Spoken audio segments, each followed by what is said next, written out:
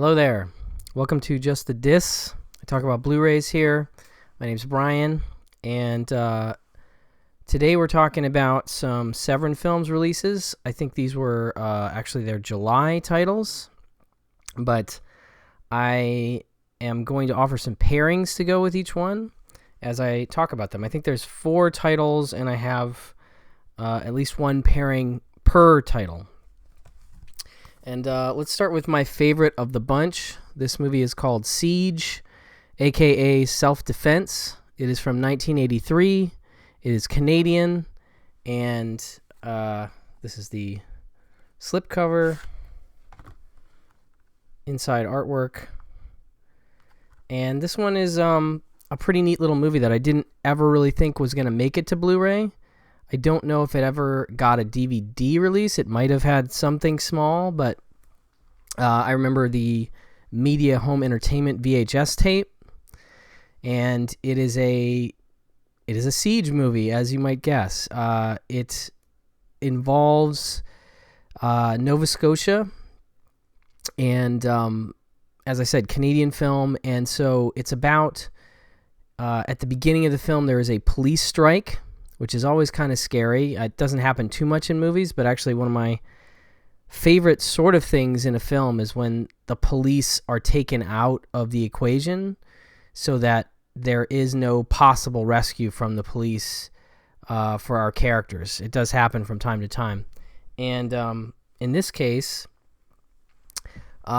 we have basically this police strike coinciding with the rise of a fascist group, and they decide basically, just hours after the police have gone on strike, that they're going to go down into a gay bar in this neighborhood and harass the clientele, and they do so. It's about 5 of these fascist gang members, and things escalate kind of quickly, and someone in the bar is killed accidentally, and then they basically go out to ask their head boss guy, like, what should we do? His solution: kill everyone in the bar and eliminate all the witnesses, which is a bit of an extreme solution, but from a fascist group, it's not too surprising. So then one of the guys that is basically been lined up to be executed escapes from the bar, and he runs away and gets down the street and busts into an apartment building and knocks on the first door that he can find, and the young people behind the door answer it, and he stumbles inside telling them, like, they're going to kill me, blah, blah, blah. And then immediately after that, the fascists are pounding on this door, making up some story about this guy being an escaped lunatic and how he's killed 5 people and blah, blah, blah. And, they don't buy it. The group of people in the apartment don't buy it, and they take this guy in, but in doing so, they incur the wrath of the fascists. And so it becomes this siege where the fascists are trying to get them and get into the building, and they are trying to hold them off. They don't have a lot in the way of weaponry, but they have some weapons. And it gets pretty intense. And there's some really fun stuff with some like secret passageway stuff, and it's just an enjoyable thriller from this period. I guess it's from the co-directors Paul Donovan and Maura O'Connell of Def Con 4. If you've ever seen that film, I definitely prefer this one. But so like I said, this is an enjoyable and solid thriller, and never been on Blu-ray, obviously, before. It includes an audio commentary with co-director Paul Donovan and filmmaker Jason Eisner, which is very cool, and a trailer. There's a disc. And then for this one, this pairing might seem obvious, but I got to do it. Assault on Precinct 13, I think, is a great pairing with this film. Another siege movie where you have a gang of bloodthirsty criminals out to take down a smaller group that doesn't look like they're going to make it out, basically. If you haven't seen Assault on Precinct 13, it's a must. It's John Carpenter's second feature, I believe. And it's just a gem. You know, a gang, an LA gang called Street Thunder, has declared war on the police, and they just happen to be going after a group of a small band of police and staff in this police station, which is being abandoned, and it's on its last night. And Austin Stoker plays like the head cop. There's a couple prisoners, you know, one of which survives the first assault and is then used to help them, you know, combat the street gang. And so it's a gem, and I'm sure a lot of people have seen it, but if in case you're wondering the kind of movie that Siege is, what it could do well with, I think Assault on Precinct 13 works well. Another one you might try is this one, Tenement. This one is directed by Roberta Finley, and it's a similar kind of thing. It's a little more Death Wish than Siege movie, but it's pretty gnarly, I would say, and again, could go with Siege, I think, well. Next up, we have Invaders of the Lost Gold. This one is from 1982, and it says from producer Dick Randall, whose international trasher-piece includes Escape from Women's Prison, The Wild Wild World of Jane Mansfield, and Pieces, the classic Pieces, comes perhaps the most notorious all-star Philippine production of the 80s. In the last days of World War II, a Japanese platoon is attacked by headhunters while attempting to hide millions in gold. 36 years later, a grizzled guide, played by Stuart Whitman, is hired to lead an expedition, including Woody Strode, one of my favorites. I'm a big fan of him. Harold Oddjob Sakata and Laura Emanuel Gemser, into the jungle inferno of greed, violence, nudity, and murder. And so yeah, this is kind of a, you know, group of folks, guys on a mission, sort of going to the jungle to try and retrieve some gold. And it's pretty low budget, but again, with that cast, with Stuart Whitman and with Woody Strode and Harold Oddjob Sakata, you know, it's a lively group, and it's fun. It's a fun movie, you know, not a classic by any means, but fun. This includes a Rumble in the Jungle, an interview with director Alan Birkinshaw, outtakes from Machete Maidens Unleashed with director Alan Birkinshaw and wife of the producer Dick Randall, Corliss Randall. So if you haven't seen Machete Maidens Unleashed, that's a great documentary about mostly Filipino based exploitation films. And so obviously this was included in that documentary, and you have some outtakes for this disc as well. So to go with that one, I pulled out an old favorite from my VHS watching days, and that would be Firewalker with, as you can see, Chuck Norris and Lou Gossett.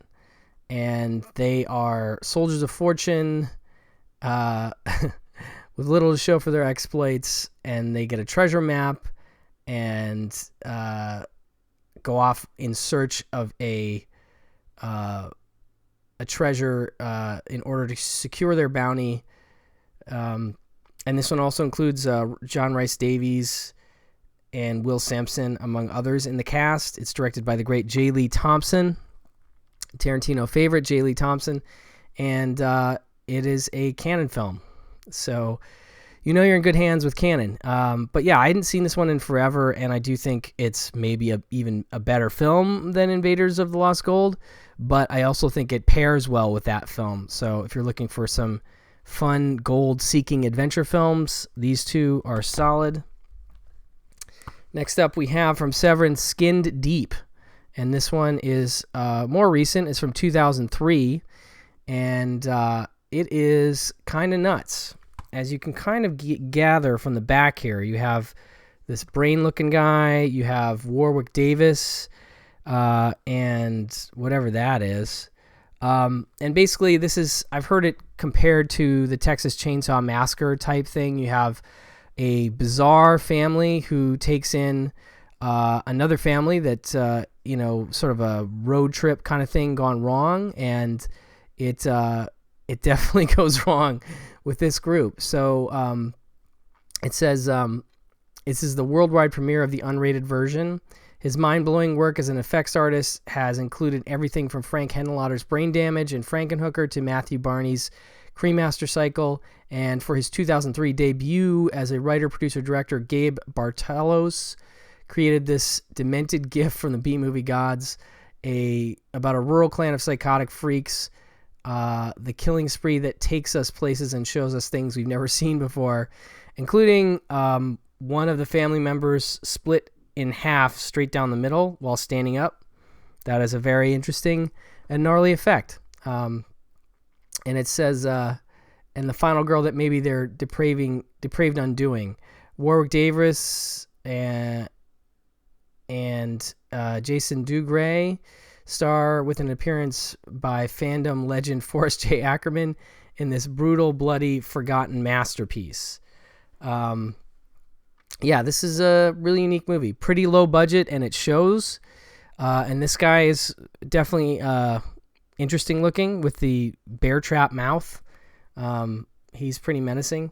But yeah, not one that you will soon forget if you watch it. And it includes deep cuts, a look back with writer, producer, director Gabe Bartalos, actress Jason Dougray and Caroline Brandt, and weapons machinist Jake Lee, along with an audio commentary with cast and crew and archival making of featurette as well.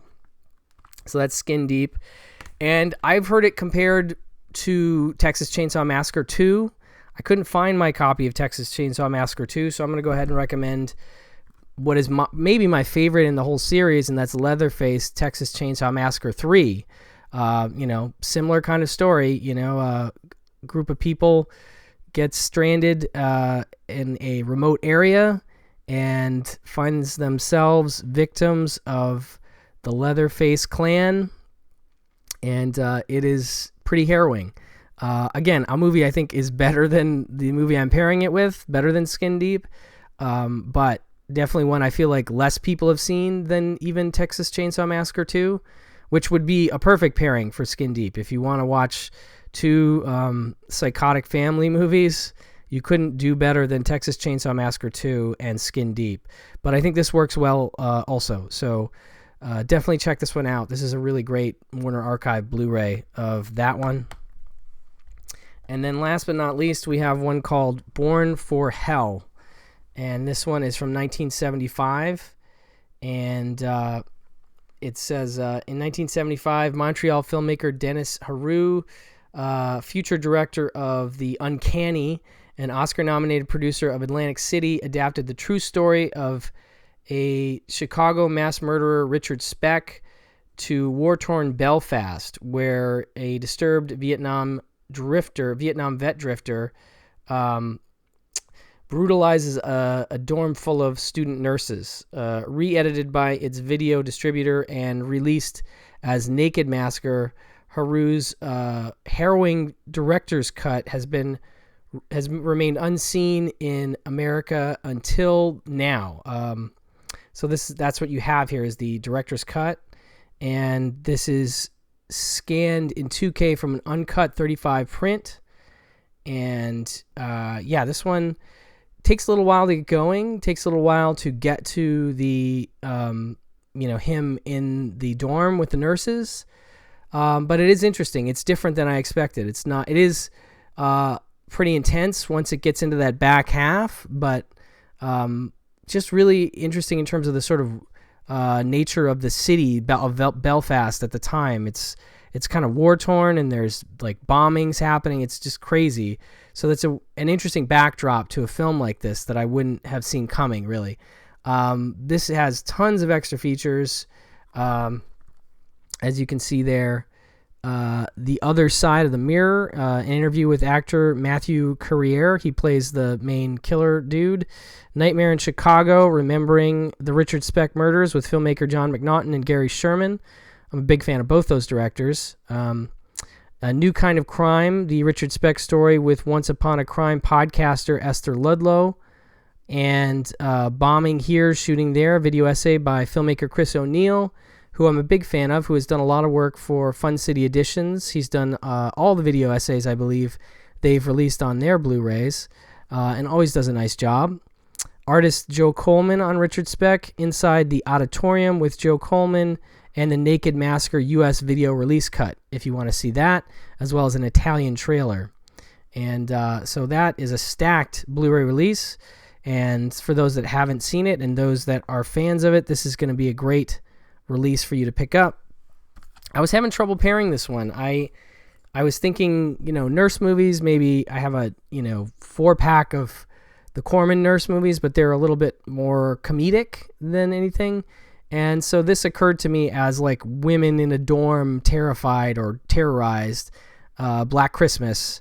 I think kind of works. I don't know. It's maybe a little bit of a stretch, but that, women in peril in a group kind of scenario felt like it could work. And of course, I can't pair with the beginning of the film with the Belfast stuff. But in terms of that horror-y, scary terror aspect, I think it works to pair with The Great Black Christmas. And that is it. That is all I've got for this video for these Severin Films releases. Definitely keep an eye on their website, severinfilms.com, for upcoming announcements, and they have been having a good year this year for sure, so I'm looking forward to anything and everything they have coming in the next several months.